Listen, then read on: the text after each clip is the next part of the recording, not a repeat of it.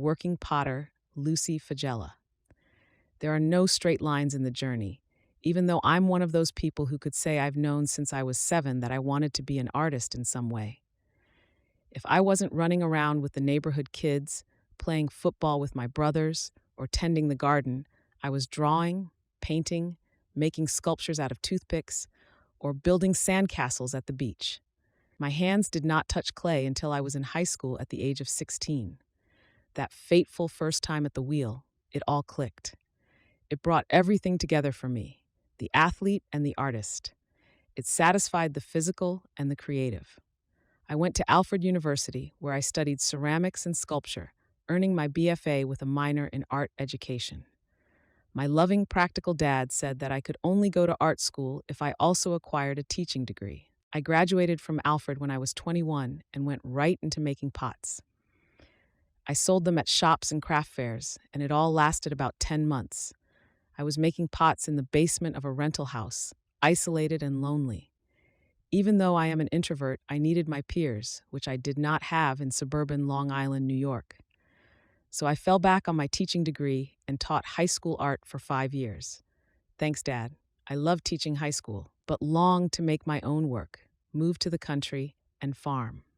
I moved to New York's Hudson Valley, where I lived and worked as a farmer at an environmental social justice community for 2 years. I then moved to my current home in Western Massachusetts. Becoming a full-time potter was not a straight line for me, even though I knew in my heart that it was what I wanted to eventually do. It took another 15 years after graduating from college to jump into it full-time. It's not that I ever stopped making pots. I fitted in while raising 2 sons, farming, and teaching nights at art centers. Where I work. The old farmhouse where I live had a beat-up old barn, both of which were painstakingly renovated over the years. The upper section of the working barn was converted into my studio in 2002. It's a beautiful, light-filled space with the working barn below. I am serenaded by the clucking of chickens daily. It's a dream space with 3 Bailey wheels, work tables, and a kiln room with 2 L&L electric kilns. The upper loft is my office space, packing station, photography studio, and glaze-making area. Community of Potters. When I came to Western Massachusetts 33 years ago, I came for the beautiful countryside, the farms, and the hippies. I didn't know that Western Massachusetts was a hub for potters. I treasure the pottery community here. I have been part of the Asparagus Valley Potters Guild for 26 years. 24 years ago, we started talking about having a pottery tour, hence the Asparagus Valley Pottery Trail came into existence. As one of the founders, I can tell you it wasn't very lucrative the first year or so. By the 3rd year, we started to get quite the following. We are currently in our 22nd year of this highly anticipated event, which is always the last weekend in April and is very well attended. The work. My work is functional and made for everyday use. It changes over the years as I grow and change. How could it stay the same? I am a different person than I was in my 20s. So much has been learned over the years through love, children, and losses. At 62, I am in the last third of my life, which brings more freedom with the kids grown and the lessons acquired from the first 2/3 of life. The wisdom of age carries over to being an artist. I've made tens of thousands of pots and thousands of mistakes.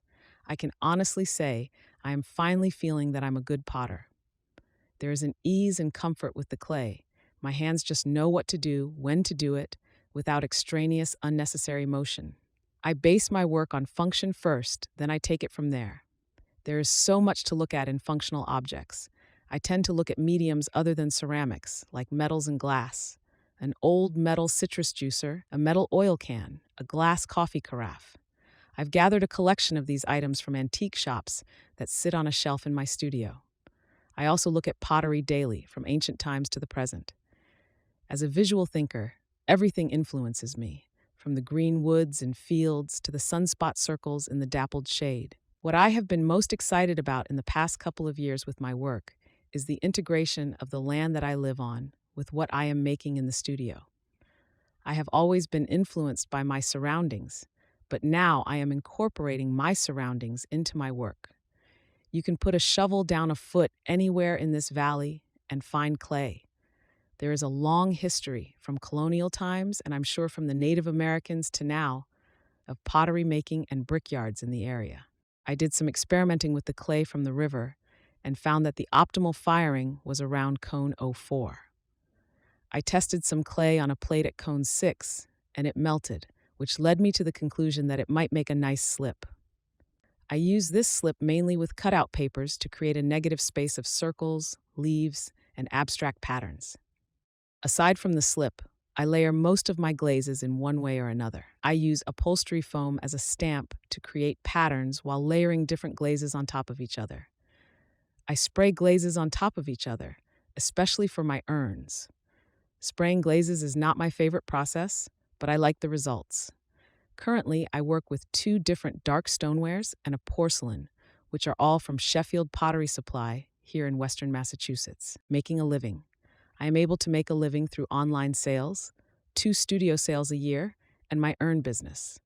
I started making cremation urns in 2005 and added biodegradable urns in 2009.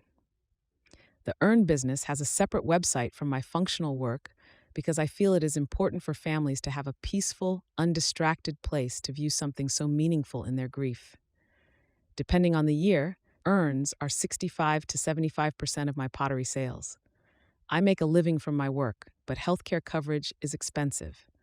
I am lucky that my wife has coverage through her job as a part-time nurse. We also have a tiny homestead farm, which supplements our expenses a great deal. We have chosen to work less at our monetary jobs because it is important to both of us to raise our own food organically and steward the land. There are days I can't be in the studio, especially during our short northeast summer when the garden is in full bloom. We grow all sorts of crops for long-term storage by canning, drying, and freezing. We have a few fruit trees.